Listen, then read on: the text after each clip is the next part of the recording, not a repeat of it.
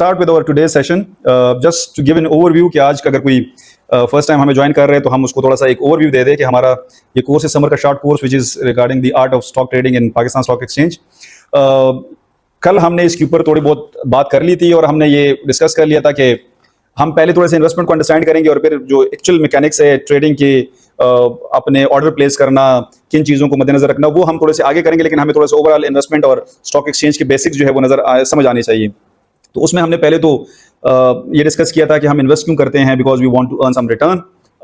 उसके और इन्वेस्टमेंट होती क्या चीज़ है, तो जो कि आपको कंपनसेट करे in terms of your time, inflation and risk, because you are taking risk with that. हम रेट ऑफ रिटर्न कैसे मेजर कर रहे होते हैं, so what we give as outflow and what we get as inflow, उनके दरमियान जो difference है उसको जब हम परसेंटेज में कन्वर्ट करते हैं या उसको हम और एनुअलाइज कर लेते हैं तो हमें वो एनुअल रेट ऑफ रिटर्न आ जाता है। और वो कौन से फैक्टर इफेक्ट करते हैं, तो उसमें हमने कहा था कि ये तीन ही फैक्टर्स हैं, जो कि है एक टाइम है, एक इन्फ्लेशन है और एक रिस्क फैक्टर है। तो फिर हमने कहा कि रिस्क फैक्टर जो रिस्क प्रीमियम है वही एक्चुअल डिटर्मिन कर रहा होता है कि जितना रिस्क लेवल हाई होगा उतना ही जो है आपका रिक्वायर्ड रेट ऑफ रिटर्न जो है वो ज्यादा होगा, क्योंकि because there is a chance that you may lose as well, so you need higher compensation for that.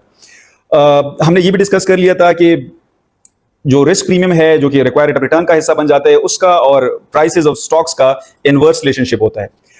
ये बड़ा सिंपल सा है समझना कि जैसे ही लेट्स से ये जंग के हालात हो जाते हैं तो चूंकि रिस्क लेवल बढ़ जाता है, अनसर्टेनिटी बढ़ जाती है, इसकी वजह से रेट ऑफ रिटर्न जो है वो लोगों के एक्सपेक्टेड रेट ऑफ रिटर्न या रिक्वायर्ड रेट ऑफ रिटर्न बढ़ जाते हैं, एंड एज अ रिजल्ट चूंकि उनका नेगेटिव रिलेशनशिप है प्राइसेस के साथ, वैल्यू के साथ, इसीलिए प्राइसेस जो है वो डाउन चली जाती है। उसके पीछे जो जो लॉन्ग टर्म मैकेनिक्स इन्वॉल्व है वो तो ये है कि लाजमी बात है जब अगर अनसर्टेनिटी आती है उसकी वजह से जो ओवरऑल इकोनॉमिक साइकिल है वो स्लो हो जाता है। इस तरह से यानी कभी अब फॉर एग्जांपल ये जो कन्फ्लिक्ट है अमेरिकन ईरान कन्फ्लिक्ट, इसके अंदर जो है एक तो फॉर एग्जांपल पाकिस्तान की इकोनॉमी का वैसे भी अनसर्टेनिटी का लेवल, फिर उसके बाद जो इसका एक ग्लोबल इम्पैक्ट है on energy prices. So energy prices के बढ़ने की वजह से बिजनेसेस की जो कॉस्ट ऑफ डूइंग बिजनेस है वो इंक्रीज हो जाते हैं। अब अगर वहाँ पे टैक्स लगते हैं, वहाँ पे फी लगती है, इसका मतलब है कि वहाँ पे और ट्रांसपोर्टेशन की कॉस्ट और भी महंगी हो जाएगी। ये सारी चीजें चूंकि नेगेटिवली इफेक्ट करती है कंपनीज के जो फ्यूचर प्रोस्पेक्ट्स हैं, जिसकी वजह से आप समझते हैं कि उनकी अर्निंग्स डाउन जाएंगी, उनकी कॉस्ट इंक्रीज होगी, जिसकी वजह से आप एज एन इन्वेस्टर उनके लास्ट में बैठे होते हैं कि जो उसमें से एक्सपेंसेस निकाल के जो बच जाता है वो आपको डिस्ट्रीब्यूट होना है इन दी फॉर्म ऑफ डिविडेंड्स, जो उसकी अर्निंग्स आनी है। तो इसका मतलब है कि वो पोर्शन जो है वो रिड्यूस हो जाते हैं। तो ये सारी जो वैल्यूज है ये क्यों डाउन चली जाती है जब हमारे पास इस तरह के कॉन्फ्लिक्ट्स आ जाते हैं, या कोई लेट्स से अगर हम आज से कुछ साल पहले की बात कर लें कि कोविड के अंदर ये हुआ था, तो कोविड के अंदर जब सारे लोगों ने अपने आप को बंद कर दिया था, इकोनॉमी बंद हो गई और इकोनॉमिक एक्टिविटी नहीं हो रही, तो लाजमी बात है बहुत सारे जो रेवेन्यूज और इनकम के जराए थे वो रुक जाते हैं। तो जब इकोनॉमिक साइकिल रुक जाता है तो इसका मतलब है कि उसकी वजह से अगर आपकी सीमेंट की कंपनी, अगर उसकी वजह से आपकी पेट्रोलियम के या एनर्जी की सेक्टर की कंपनीज है, उन सारों की अर्निंग्स जो है वो ड्रॉप होती है। सो अल्टीमेटली ये उस तरह से है, लेकिन इसका जो एक इमीडिएट इंपैक्ट आता है वो ये है कि वो आज की प्राइस में, क्योंकि आज की प्राइस असल में फ्यूचर की इनकम की एक प्रेजेंट वैल्यू के तौर पर हम उसको समझते होते हैं। कौन से इकोनॉमिक फैक्टर्स है जो इफेक्ट कर रहे होते हैं, हमने कहा था कि हम यानी मतलब आपका जो बिजनेस का रिस्क है, जिसमें हमने ऑपरेटिंग लीवरेज की बात की थी, फिर हमने फाइनेंशियल लीवरेज की बात की थी, फिर हमने लिक्विडिटी की बात की थी, फिर हमने एक्सचेंज रेट की बात की थी कि जब कोई बंदा इन्हें ग्लोबली इन्वेस्ट करता है तो उसको करेंसी के एक्सचेंज रेट्स को भी देखना होता है। और लाजमी बात है कि फिर अगर कंट्री या पॉलिटिकल रिस्क है तो जिन ममालिक में पॉलिटिकल अनसर्टेनिटी ज्यादा होती है, इतनी स्टेबिलिटी नहीं होती, तो वहाँ का रिस्क लेवल ज्यादा होता है, तो लोग वहाँ पे इन्वेस्ट नहीं करते। अगर इन्वेस्ट करने के लिए आप उनको राजी करते हैं तो इसका मतलब वो ज्यादा रिटर्न मांगते हैं, तो ज्यादा रिटर्न मांगने का मतलब ये कि वहाँ की सिक्योरिटीज की प्राइसेस जो है फिर कम होगी, because of that inverse relationship जो हम डिस्कस कर रहे थे।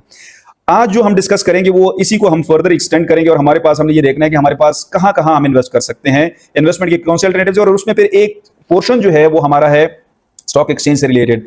और फिर उसके बाद जो है हम थोड़ा सा डिस्कस करेंगे कि अच्छा जी अगर हम स्टॉक एक्सचेंज में इन्वेस्ट करते हैं तो हम थोड़ा सा अब मैकेनिक्स की तरफ आ जाता है कि हम किस तरह के ऑर्डर्स प्लेस कर सकते हैं और इन्वेस्टर्स को कैसे यूज कर सकते हैं। और फिर हमें थोड़ा सा ये भी समझना होगा कि हमारा जो हम जब बात कर रहे होते हैं कि हमारे स्टॉक एक्सचेंज का इंडेक्स आज 1500 पॉइंट ऊपर चला गया, नीचे चला गया, तो ये इंडेक्स बना किस तरह से है, ये जो KSE 100 है, ये 100 का मतलब क्या है, इंडेक्स का क्या मतलब है, इसकी सिलेक्शन का क्राइटेरिया क्या है, इसकी कंपोजिशन क्या है, और ये क्या एक ही मरतबा बन गया था वही चल रहा है या फिर ये रिकम्पोजिशन इसकी होती है, और अगर होती है तो फिर उसका जो प्रोसीजर है वो क्या है। सो आज हम थोड़ा सा मैं अब बाकी जो स्लाइड्स है उसको डिस्कस नहीं करूंगा, हम डायरेक्ट जाएंगे जो हमने लास्ट टाइम डिस्कस किया था, मैंने ओवरव्यू आपको ऑलरेडी दे दी है। सो मैं अब उस जगह से शुरू करूंगा जहां हमने लास्ट टाइम फिनिश किया था, और हमने यहां पे फिनिश किया था कि इंडिविजुअल जो है वो डिफरेंट स्टेज ऑफ लाइफ के ऊपर अगर वो होते हैं तो उनकी नीड्स जो है वो डिफरेंट होती है, इसीलिए उनके लिए जो टाइप्स ऑफ इन्वेस्टमेंट्स है वो भी उनके लिए वेरी करते हैं, उनके जो रिस्क टॉलरेंस लेवल है वो भी वेरी करता है। ऑब्वियसली आपकी फाइनेंशियल पोजीशन जो है वो भी इफेक्ट करती है। अगर एक बंदा 25 साल की उम्र में जो है वो करोड़ और का मालिक है, करोड़ों का और बिलियंस का मालिक है, तो उसका रिस्क टॉलरेंस लेवल डिफरेंट होगा। और अगर किसी के पास टोटल जो है वो 5 लाख रुपए है 25 साल की उम्र में, तो उसमें आप यही नहीं कह सकते कि आप उसके साथ जो है वो रिस्क ले लें। तो ये वेरी करता है। इसमें हमने कोई ऐसी इंटरेस्टिंग चीजें भी बताई थी कि आप आखिरी स्टेज के ऊपर जाके आप कोई गिफ्टिंग और स्पेंडिंग और गिफ्टिंग फेज में चले जाते हैं। तो ये इसके वजह से क्या है, जो अगला वाला अभी हम यहां से आज हमारा एक्चुअली जो शुरू होना है वो ये कि आपकी इन्वेस्टमेंट की गोल्स क्या है।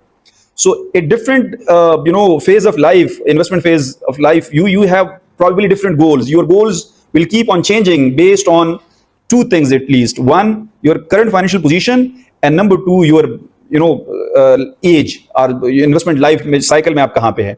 अभी जो पहले वाला है ना, इसको हम कहते हैं कैपिटल प्रिजर्वेशन गोल की मीन या strategy. This is the one in which people want to protect whatever they already have. So you have a large empire, you have collected, आपको विरासत में मिल गया, किसी भी तरीके से आपको एक बहुत पैसे मिल गए हैं। अब आप उनके साथ कुछ ज्यादा जो है वो रिस्क नहीं लेना चाहते। आप चाहते हैं बस ये जो कैपिटल है ना, ये प्रिजर्व रहे। प्रिजर्व इन द सेंस कि इसकी परचेजिंग वैल्यू जो है वो डिक्रीज ना हो, यानी नॉमिनल टर्म्स में नहीं बल्कि रियल टर्म्स में इसकी प्रिजर्व हो। तो आपके पास आप एक आसान सा कर सकते हैं, आप उसके लिए एक सेविंग अकाउंट खोल ले या आप उसको ट्रेजरी बिल्स में इन्वेस्ट कर ले। उसके अंदर आपको दो चीजों की कंपनसेशन मैंने आपको कहा आपको मिलती है। आपको कंपनसेशन फॉर टाइम भी मिल जाता है, आपको कंपनसेशन फॉर इन्फ्लेशन भी मिल जाता है।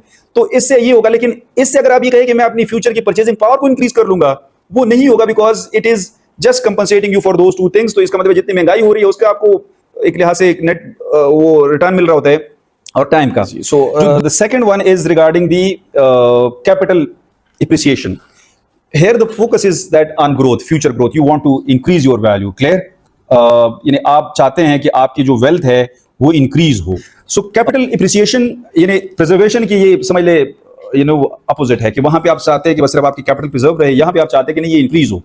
सो you will take risk with it. If you are young, you may not be satisfied with only capital preservation. You want to increase its value, so that आज आप किसी चीज को नहीं खरीद सकते, आप एक गाड़ी खरीदना चाहते हैं, आप एक घर खरीदना चाहते हैं, आप चाहते हैं कि मेरा ये पैसा अगले 5 साल 10 साल तक रहे। लेकिन 5-10 साल के पास आज मैं गाड़ी खरीदने की सकत नहीं रखता, लेकिन ये क्या हो कि ये 5-10 साल के बाद ये इतना इंक्रीज हो कि I would be able to buy that car.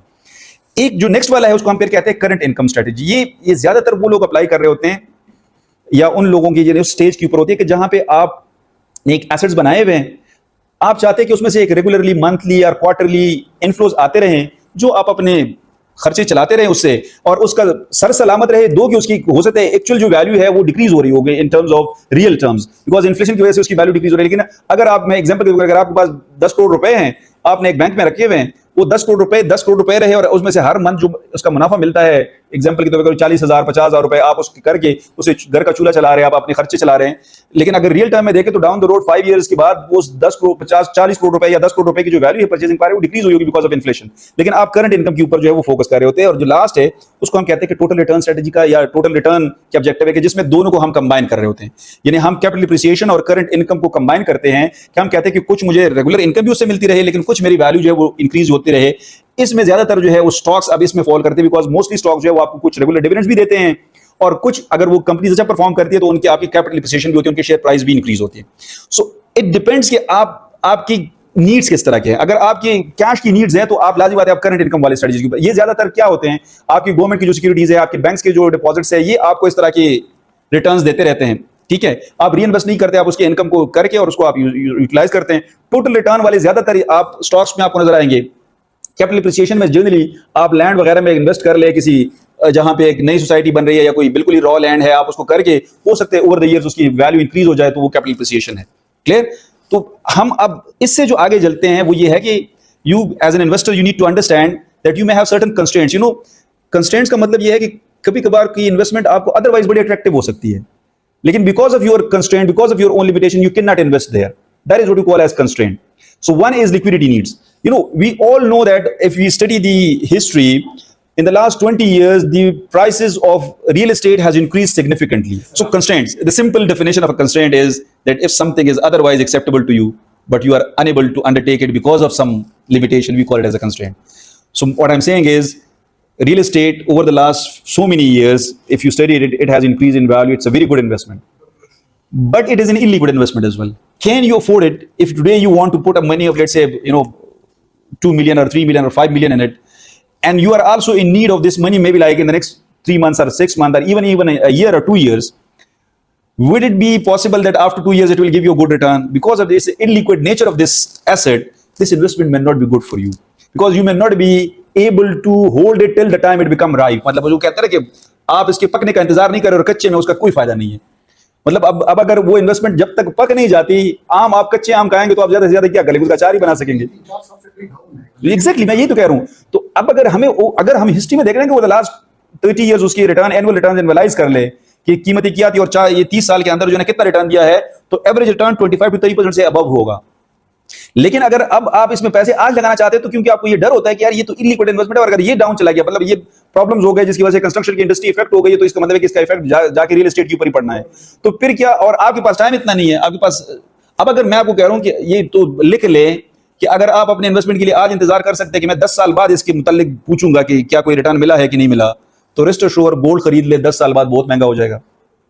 आप जमीन खरीद ले, कहीं भी खरीद ले, जिसने अभी कोई सोसाइटी का नाम भी ना हो ना, तो आप उसमें भी खरीद लें। आबादी बढ़नी है, जमीनों की जरूरत बढ़नी है, रियल एस्टेट की वैल्यू को बढ़ना है। 10 साल बाद अगर आप पूछेंगे तो लाजमी बात है उसकी वैल्यू बढ़ जाएगी। गोल्ड की डिमांड डॉक्टर कौसर कम नहीं होनी, शादियां होनी है, लोगों को गोल्ड की जरूरत पड़नी है। हाँ, 25 पे 5-20 पे लोगों ने बाय किया और वो हुआ क्या? अच्छा चले, ये हमारे इस ऑनलाइन से ये इस सेशन का ना फायदा ये होता है कि क्यों ये गोल्ड क्यों पहले उधर था और अब जो है ना वापस नीचे आया। एग्जैक्टली और मैंने आपको कल ही बताया था कि जो गोल्ड है और जो स्टॉक एक्सचेंज है ये ऑलमोस्ट इनवर्स रिलेशनशिप में होते हैं। So whenever the risk level increases in other investments ना, gold is considered as a safe haven, so people shift their money to gold. Clear? But as you know there were like news कि अच्छा जी agreements हो गए, फ्ला हो गया, बेहतरी की तरफ हो गए और ये सारी चीजें, तो जैसे जैसे चीजें स्टेबलाइज हुई तो गोल्ड क्या है, इलिक्विड इन्वेस्टमेंट है रिलेटिवली यानी इसकी सेकेंडरी मार्केट बहुत है, लेकिन फिर भी अगर इन रियल टर्म्स देखा जाए तो रिलेटिवली इलिक्विड इन्वेस्टमेंट है। यानी जिसके पास gold in the gold form पड़ा हुआ हो उसके लिए वो तो रिलेटिवली, मैंने जो कल कहा था कि इलिक्विड इन्वेस्टमेंट, अब आप कहेंगे नहीं सर गोल्ड लेके जाए तो बिक जाता है। मसला ये कि वो सिर्फ बिक जाने वाली बात नहीं है, वैल्यू लूज करने वाली बात है। आप उसी बंदे से गोल्ड आज खरीद लें, वही गोल्ड आप उसके पास 10 दिन के बाद लेके जाए, और अगर आपका उसके साथ कोई पहले से एग्रीमेंट ना हो कि मैंने आपको रिटर्न करना हुआ तो रिटर्न कर दूंगा, तो आपको जो है वो 5% के जो है वो डाल देगा। अब गोल्ड के ऊपर 5% का कट डालने का मतलब ये कि it's a huge one. The second one was like liquidity needs, जो हम बात कर रहे थे। सेकंड है time horizon, you know for how much time you can spare your money, if you can spare it for long. So इन दोनों का बड़ा ताल्लुक है, लिक्विडिटी और टाइम हॉरिजन का ना आपस में बड़ा ताल्लुक है। अगर आपकी टाइम हॉरिजन लॉन्गर है ना तो इसका मतलब है आपकी फिर लिक्विडिटी नीड्स भी इतनी नहीं होगी, लेकिन अगर आपका टाइम हॉरिजन शॉर्ट है तो इसका मतलब है आपकी लिक्विडिटी नीड्स, इसका मतलब है कि फिर हाई है। तो टाइम हॉरिजन यू नो इससे अगर आप पैसे लॉन्गर टर्म के लिए स्पेयर कर सकते हैं तो फिर तो बहुत सारे इन्वेस्टमेंट्स है, लेकिन अगर आप नहीं कर सकते तो फिर इसका मतलब है कि स्टॉक एक्सचेंज ऐसा है कि वो आपको थोड़े से जल्दी यानी कन्वर्ट करने का आपको ऑप्शन देता है और ज्यादा वैल्यू भी लूज नहीं करता। फेयर प्राइस ठीक है। सो अब मैंने कहा लिक्विडिटी को जनरली लोग जो है कंफ्यूज कर लेते हैं, जब तक ये फेयर प्राइस उसमें इंक्लूड ना होना तो लिक्विडिटी का मतलब ये हर चीज सेल हो सकती है, बहुत जल्दी भी सेल हो सकती है। Can you sell it at a fair price? तो वो फेयर प्राइस वाली जो है ना वो कहानी जब आ जाती है ना, तो वो अक्सर आप एक से दूसरे की तरफ जाते हैं तो लैंड की सेल करने में फेयर प्राइसेस डिटरमाइन करते हैं। लेकिन स्टॉक एक्सचेंज के अंदर बेनिफिट क्या है कि मिलियंस ऑफ शेयर ट्रेड हो रहे होते हैं, तो इसका मतलब है कि हर time in demand and supply होता है। इसका मतलब है कि प्राइसेस को आप ट्रस्ट कर सकते हैं कि these are relatively fair price. बहरहाल बाकी जो उसके ऊपर जो एतराजात होते हैं कि जी उसमें भी जुआ होता है, तो फलां होता है, तो ये होता है, मैनिपुलेट करते हैं, वो भी उसको भी हम डिनाई कंप्लीटली नहीं कर सकते।